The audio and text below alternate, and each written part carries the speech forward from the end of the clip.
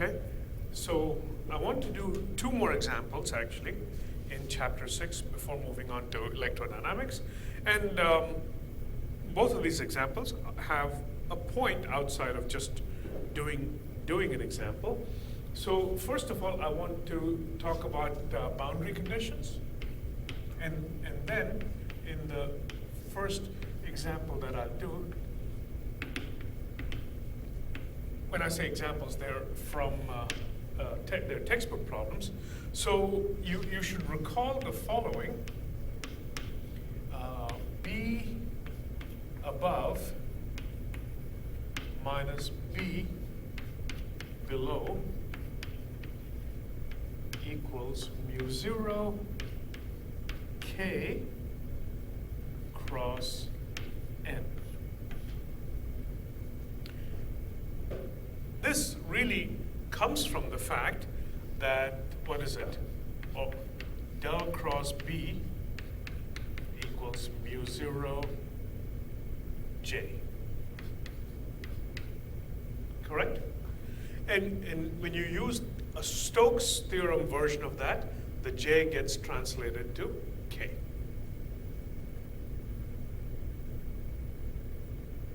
Okay?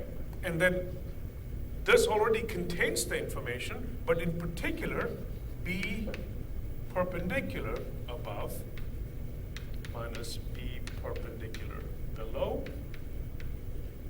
is 0. And so this is from here, and this comes from the fact that divergence of B is 0. Again, really, we have divergence theorem, Stokes theorem, or rather, divergence or curl. And all of that because it is a consequence of the Helmholtz theorem. You know, a vector field is, well, uniquely described if you know its divergence and curl. So these are the things that determine the property. So what I want to do is translate this to H. And then let me put this, H equals B over mu 0 minus M. So what would the analogous equations be? First of all, if I do this, that's easy enough. I can just replace it over here. So if I have, again, if you have a surface, locally everything looks flat. What is above? Well, the direction in which this is what we mean by above. The direction in which the normal vector is pointing. In free space, there's no up or down. On Earth, it seems rather obvious, but it could even be sideways. But the direction we pick and call N, given a surface, there is a unique, well, almost a unique end. It could point this way or that way. We can pick any one to be above. Okay? The direction in which N points, the normal vector points, is what we mean by above. So here, this is fairly easy. All of it is above minus H perp below. Well, B's are continuous. The normal component of B is continuous. So this won't show. Then there's a minus sign. It's just M perp above minus M perp below.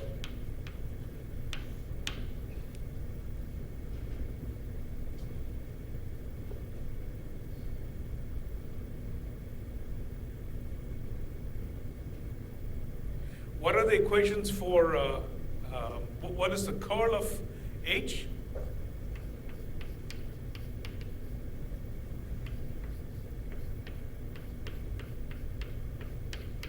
First of all, there's no mu 0. Mu 0 is subsumed in the definition of H. It is J free. Yeah, J free. Good. J free. So this modifies this very, very minimally. It becomes H parallel above minus, we don't want to include the perpendicular direction because H perp is affected by M. We have no control over M. So while here we can write this vectorially, this one we're not writing vectorially. B perp will always be continuous. But the H perp has to do with M. So H parallel above, H, and it's still a vector, but only the parallel component of the surface, huh? H parallel below equals, and this we obtain this by Stokes' theorem or by the curl of B. So the curl of H, and so you guessed it, there's no mu zero. It's just going to be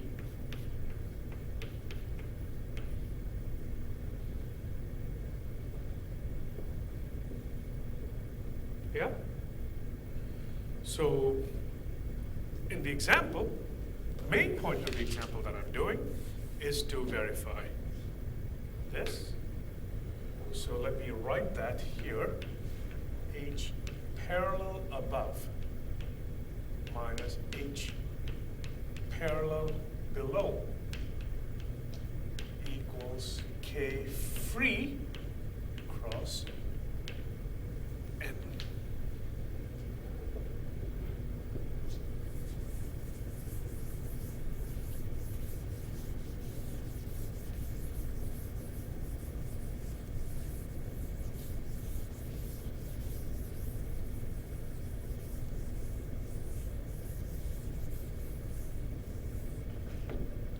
So the problem that I want to do is 616, and it's a linear material, great.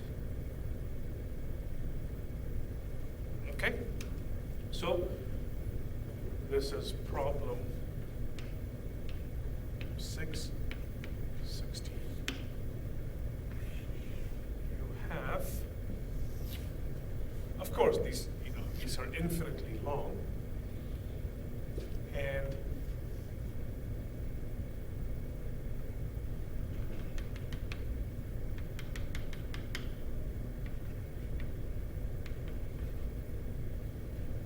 some dimensions from here to here.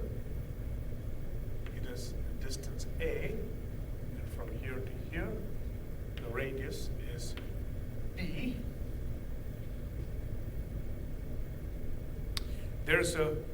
So this is a coaxial setup. So you have a conducting cylinder of radius A, and concentric to it, there's a larger radius conducting cylinder of radius B.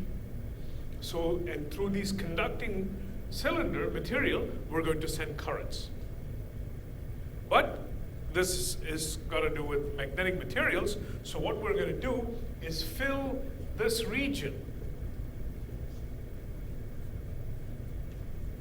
with a linear dielectric material. Yeah, not this part. This part is just hollow.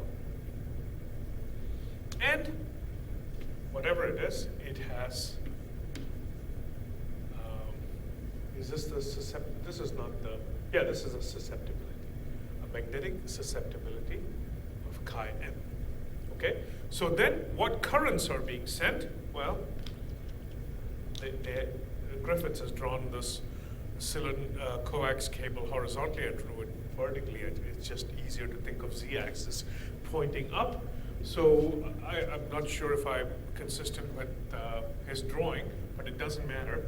You send a current I up the inner, throughout the entire cylinder, there's a current I going up. And the same current is used up and then by some device possibly, and it returns through the outer material.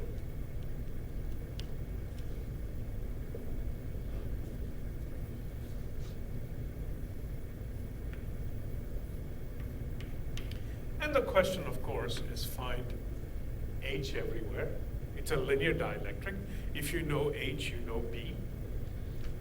And boundary conditions. And you said it's linear dielectric. Yeah. same dielectric magnetic? Yeah. So we can use this dielectric, I mean, not dielectric, but no, we shouldn't use the term dielectric. That's what I was in. Yeah. So the whole thing about, what is this? That means B is given by mu H, where mu equals mu 0, 1 plus chi m. What's the definition of chi m? Chi m is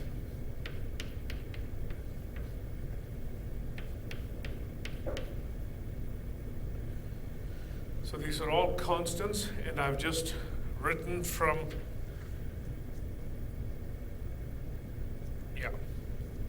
memory, I'm just trying to make sure it's correct. And as usual, if chi m is greater than 0, it is paramagnetic. If chi m is less than 0, it's diamagnetic, right? Okay. So the question is, what is H everywhere? The point is, I can write some H, which is a function of, we know that it's not a function of S. And also we know that it's not a function of, actually, do we know it doesn't have an S hat component? Yeah, we do, the same argument. But the point is there's no Z component. Remember we went through this whole argument last time. We call it H0Z hat. And we traversed around the world and then concluded that H0Z hat is 0. The same argument applies. I'm just not using that argument anymore. So you have three regions, R less than A, R, in between region, A, R, B, and R greater. Maybe I can even do it this way. That way all smaller numbers appear to the left. Okay, these are the three regions that we need to find H in. What are we going to do? We're going to use the fact that H dot dl equals I free. Free current. Yeah? Inside, there's no current at all. You said it's hollow, the whole thing. It's hollow. So H equals 0.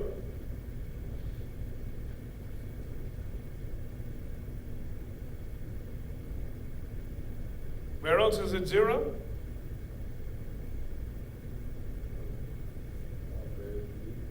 R greater than B.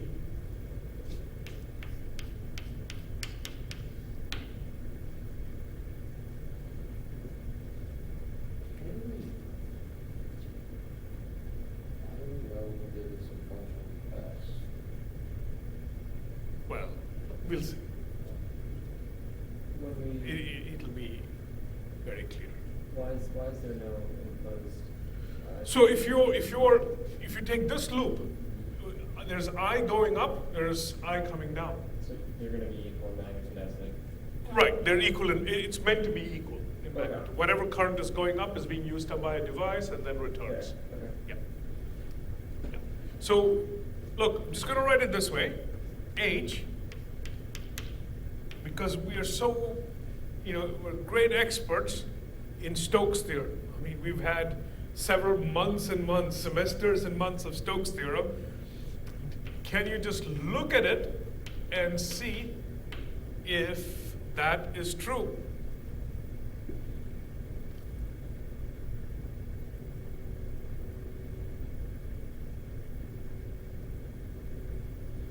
H times 2 pi s equals I. Simple as that.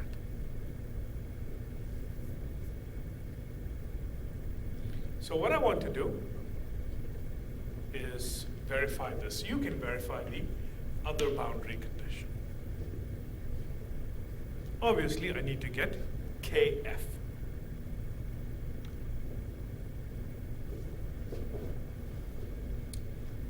So there are two surfaces that I can apply the boundary conditions. I can apply it over here, and I can apply it over here. I'll do it for r equals b. You can do it for r equals a. So boundary condition for r equals b. I need k. Which way is k?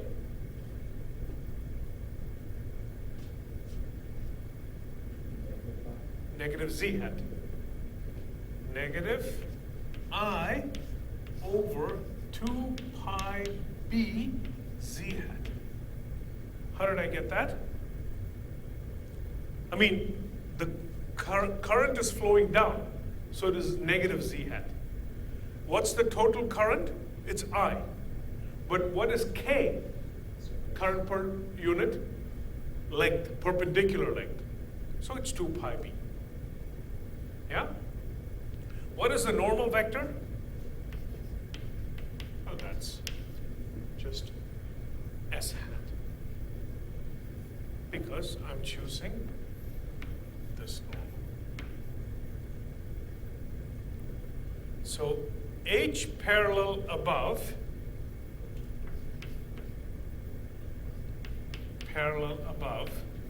well, I don't care what it is because I know it's 0. There's no h outside. H parallel below, well, that is I over 2 pi b phi hat, because I took this s and applied it at the point B. Now you'll see that this trivially would imply that. Let's see how that works out. We don't need any of this.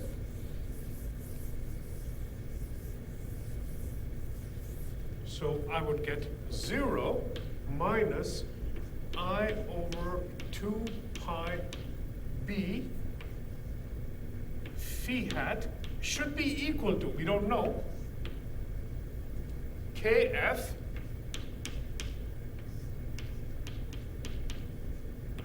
z hat cross s hat. And indeed, z hat cross s hat is what? Phi hat. So this is equal to that. So the boundary conditions just work out. I would like for you to check the normal component in a similar way, and then also check it at the other boundary when r equals a.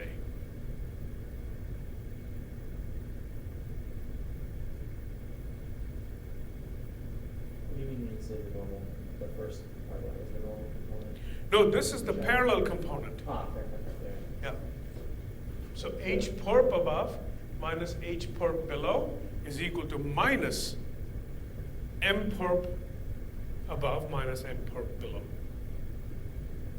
There's going to be an m perp possibly. Where would that m perp come from? From the magnetization. Yeah?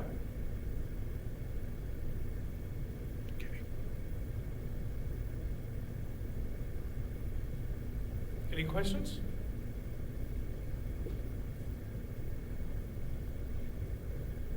Yeah, again, just systematically keeping track of components. The other problem I want to do is to remind you of separation of variables. And you will see how less painful it is the second time around. You'll recall things from memory.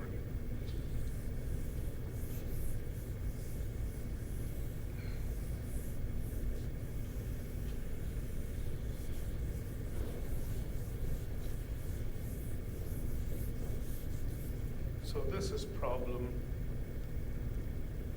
6.18.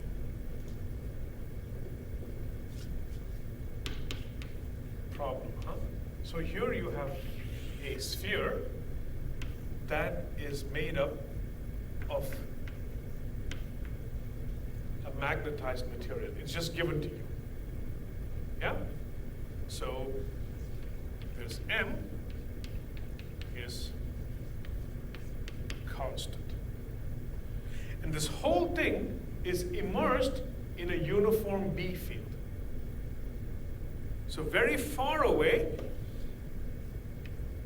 B equals B0 Z hat. Very far away. Now, the magnetic, and same thing over here. B equals B0 Z hat. The point is, in this region, as the magnetic, as you get closer to the sphere, it's going to distort that field. Okay? So there are two regions. This is obviously out and in. So in the out region,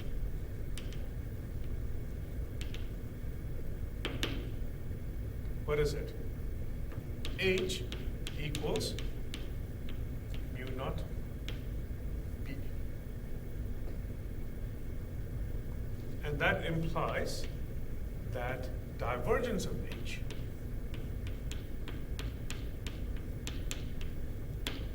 equals 0. And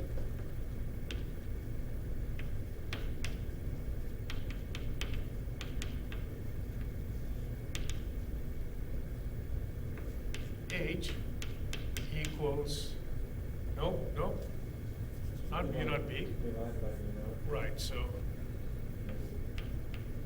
Minus sign, but there's no M there, so it's 0. yeah, B over mu naught minus M, the divergence of H is equal to, well, I'm doing it in two separate regions, not in the boundary. Boundary we just know how to use, what to use, boundary conditions. Divergence of B minus divergence of M. Well, divergence of B is 0 on a Monday. We're lucky. But this is a constant vector. So, divergence of M equals 0.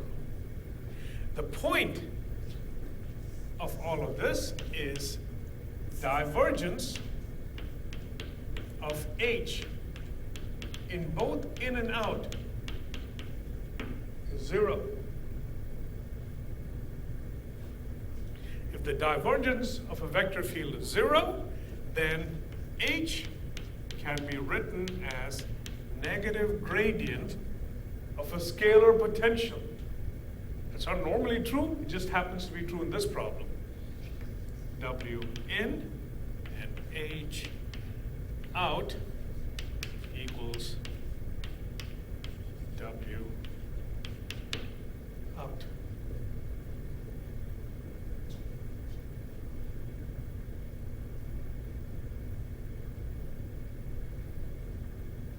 And then divergence of H equals 0 implies what?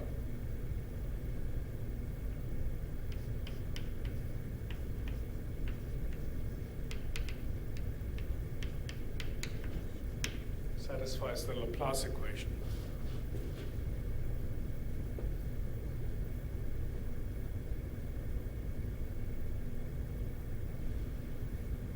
Yeah? So you recall in spherical coordinate system what the terms that are allowed.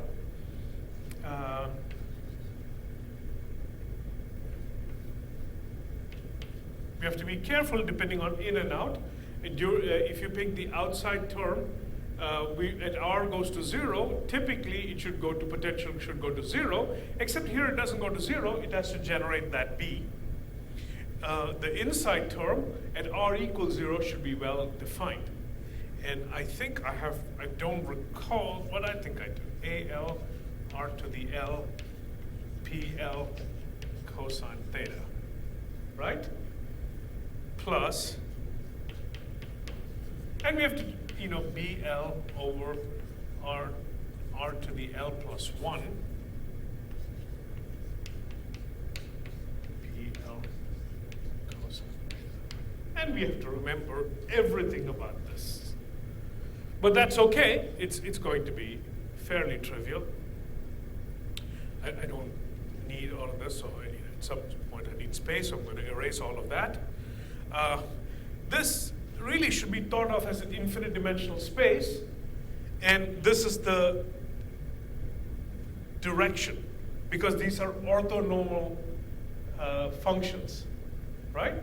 So P0 is just 1. P1 is cosine theta. P2, I don't know the expression anymore. Thankfully, in our answer, there's only going to be P1. And I suppose P0. But no P0.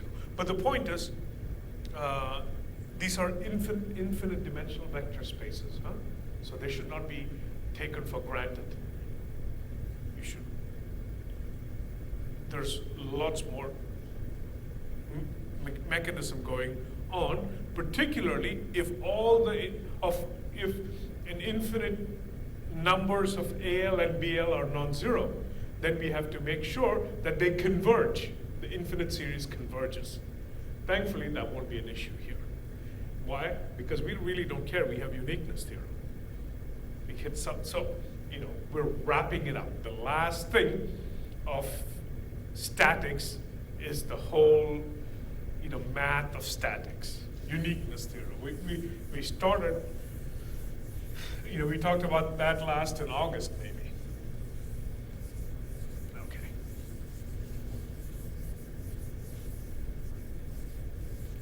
So I don't want to lose terms. So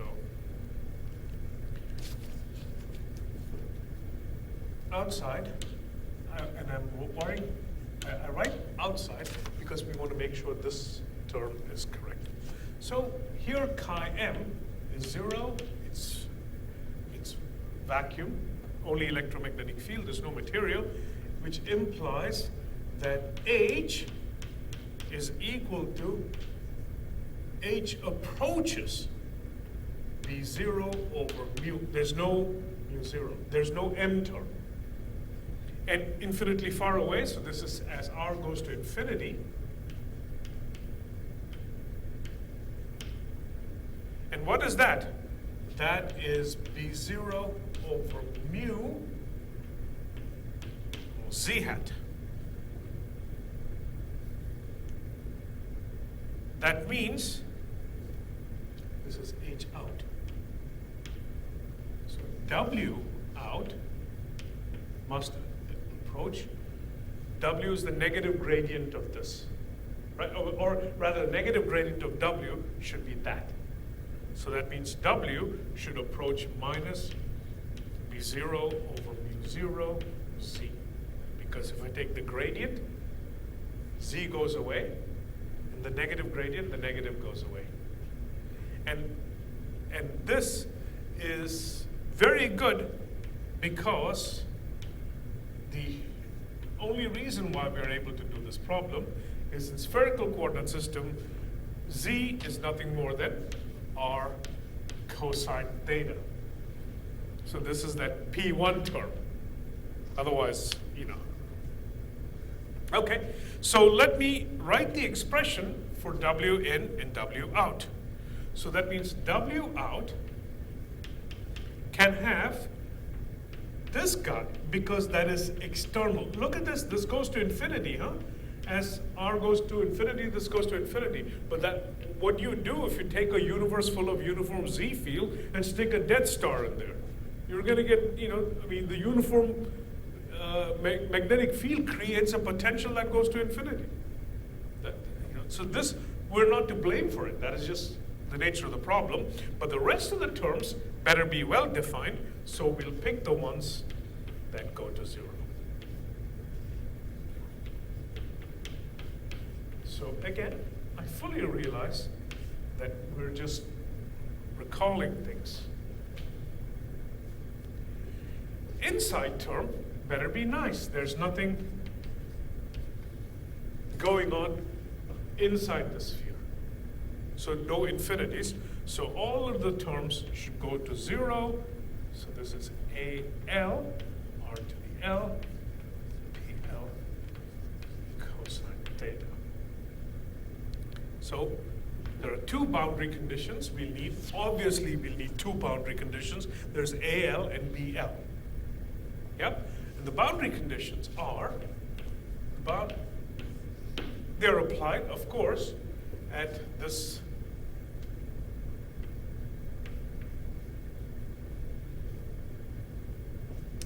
potentials better be constant.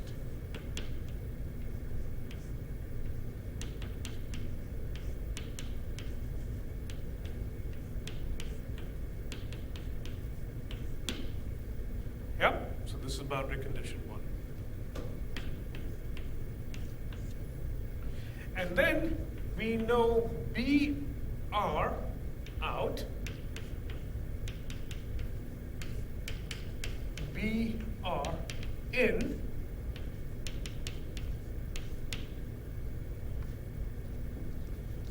oh, we know more than that.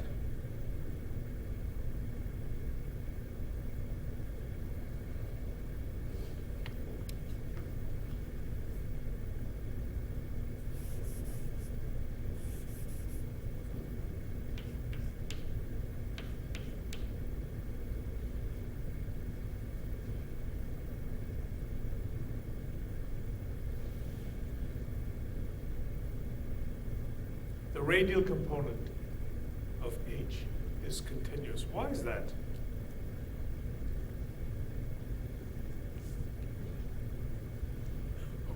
No. Gosh, we only have this. BR, be consistent in BR out.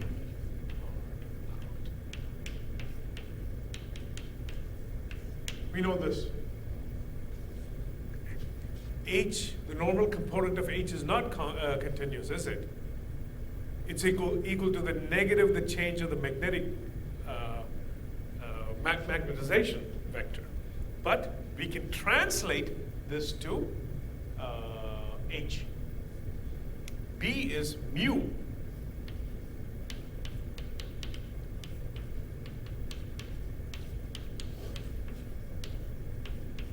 Mu 0, HR.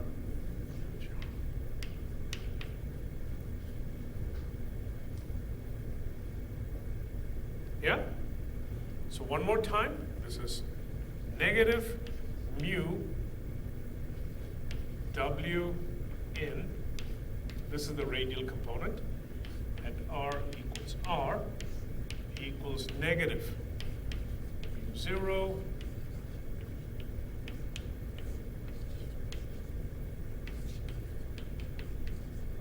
this is the boundary condition 2. Please tell me if you guys are happy with this. I don't need pictures anymore.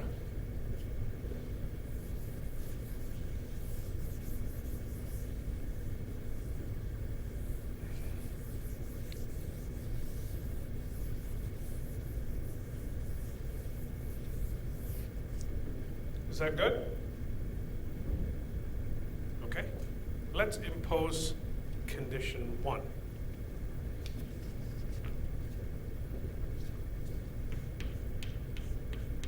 Implies the following. Of course, I erased all of it, but you should check. This is the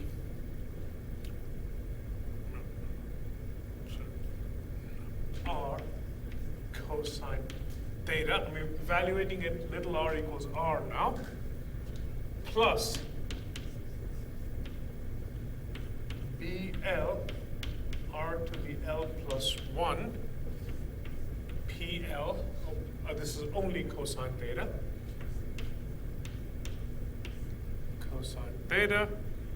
equals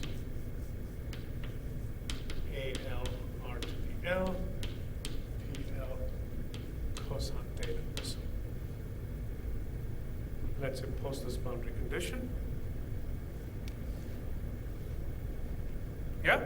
So remember, I'm going to erase this cosine theta, and I write it as P1 of cosine theta. That means each P terms have to equal each other. So let's do L is not equal to 1. That means this term is 0. When that's the case, oh well, it's fairly simple. BL over R to the L plus 1 should be equal to AL R to the L. Correct? I mean, because this over this should be equal to times the simple as that. Yeah? It has to be equal. But L equals 1 is a special case. What happens when L equals 1?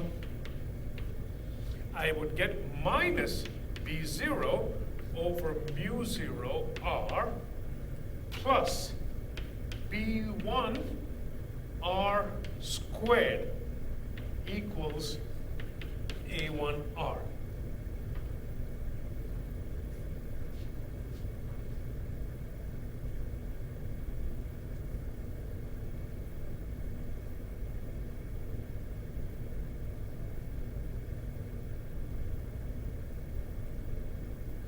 Are we good?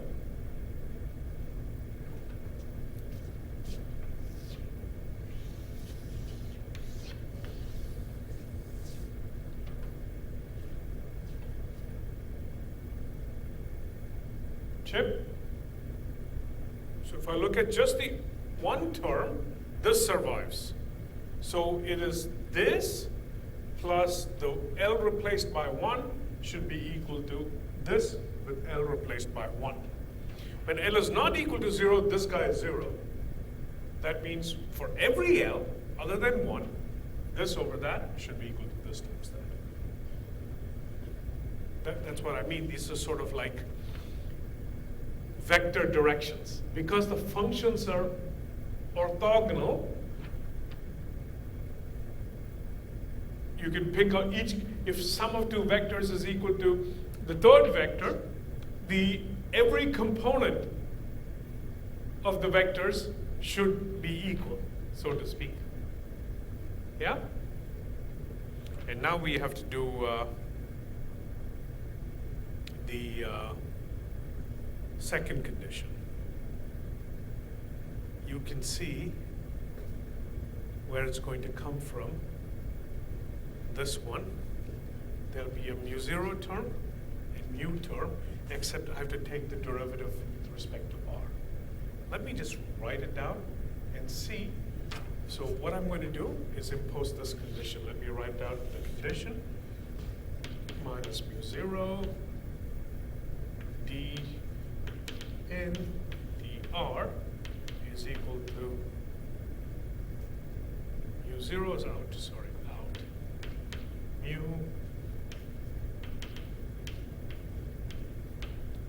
yeah, and then I'm evaluating this entire equation at R equals R. That's this condition.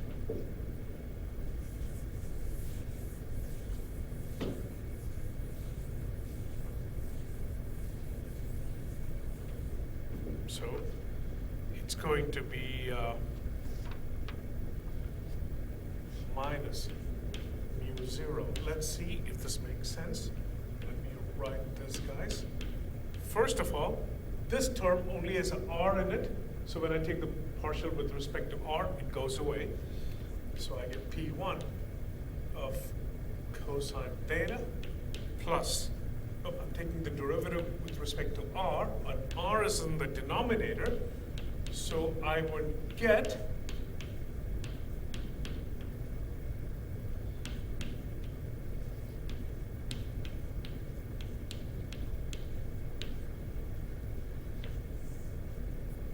again, write this down, minus mu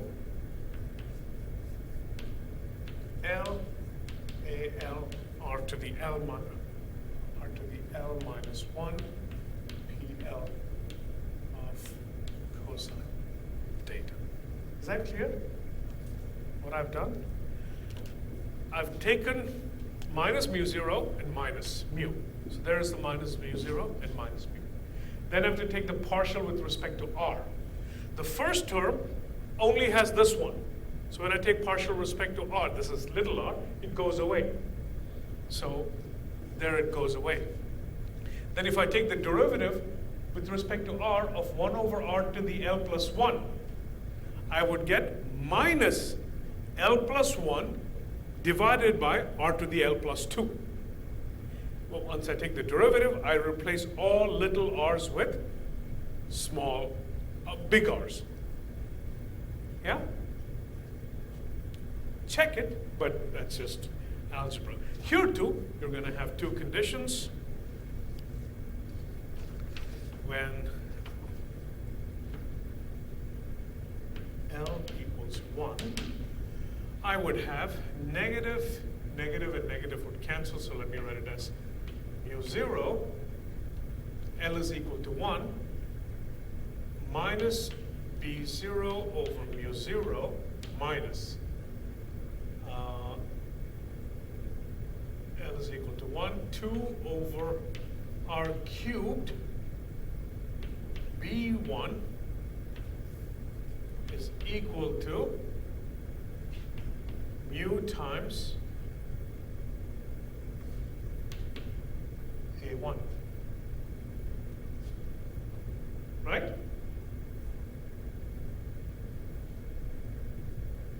When L is not equal to 1, I would get minus, I'm taking off mu 0, minus and minus, so that goes away. And then I would get L plus 1 over R to the L plus 2. VL is equal to minus mu 0 L AL R to the L minus 1. Is that true?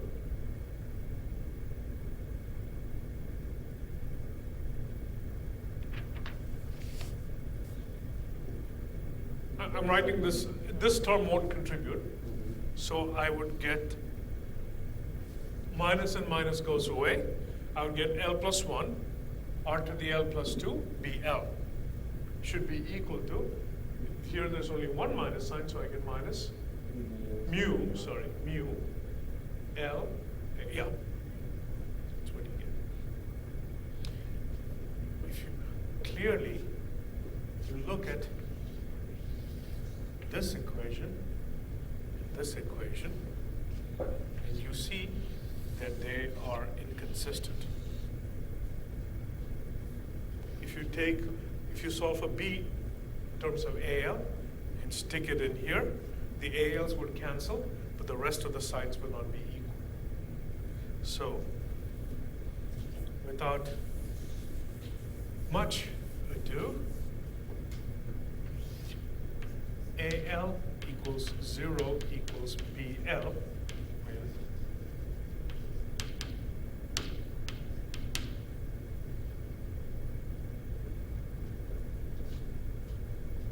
Yeah? Which is good. Both inside and outside, we don't have an infinite series. We don't have to worry about convergence and whatnot. So now we have to make sure, this is simple. We have two unknowns, A1, B1, and how many equations? One equation,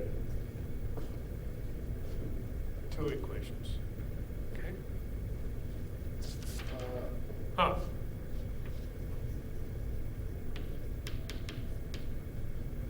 Yes? I don't get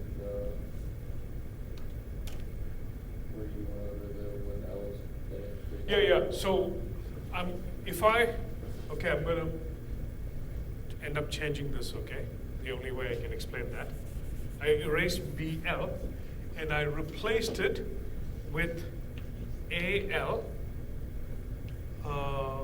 R to the 2L plus 1. Right? BL is AL r to the 2L plus 1. And if I solve for this, it's not going to work out. Suppose ALs are non-zero. If ALs are 0, then our claim is verified. Suppose ALs are not 0, then this should be equal to that. Well, that's not true. But L equals 1, there will be a solution. L equals 1, there will be a solution. Otherwise, true is equal to 0. Yeah. So I have to solve this simultaneous equation. With time in mind, here's the answer. I knew we'll end up with a time crunch. I want you to verify that if you use this equation and this equation from 1 and 2. I'm going to give you the value of A1 because they've asked for the H field inside. So what do? You solve for B1 in terms of A1 in this equation, and then you replace that over here. And if you did that, you would get A1 equals minus 3 B0 over 2.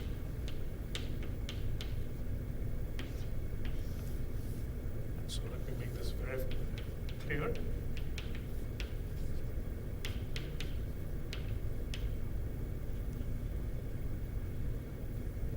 And when we do, you can write the field outside too. The question, I think, only asked for the field inside.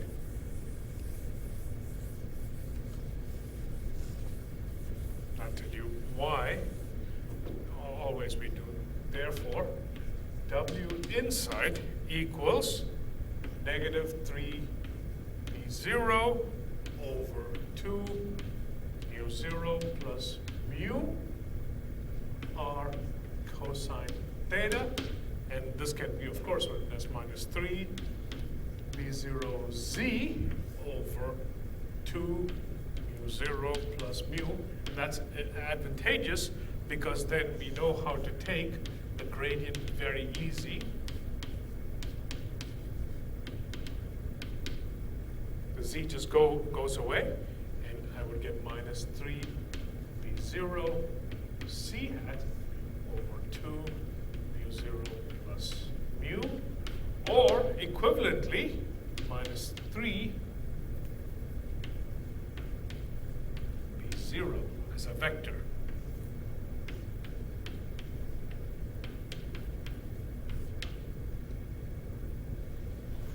So inside the magnetized material, you'll get a reverse magnetic field. And solve for, once you know A1, you can get B1. So find F